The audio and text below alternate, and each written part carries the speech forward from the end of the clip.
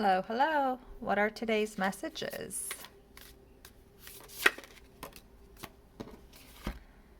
Sometimes when things are falling apart, they may actually be falling into place. Let's pick a quote from here.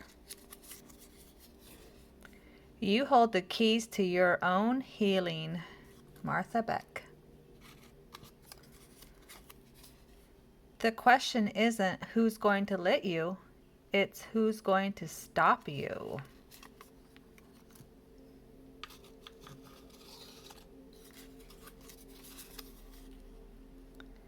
Trust yourself.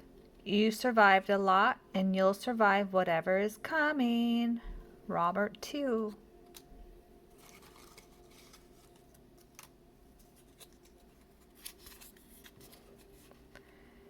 Sometimes when we aren't getting what we want, it's because we are getting what we need. Embracing this is one of the most powerful ways to move forward. And the last one today. Whatever you choose to do in life, make sure you do it for you. All right, thanks for stopping by. Adios.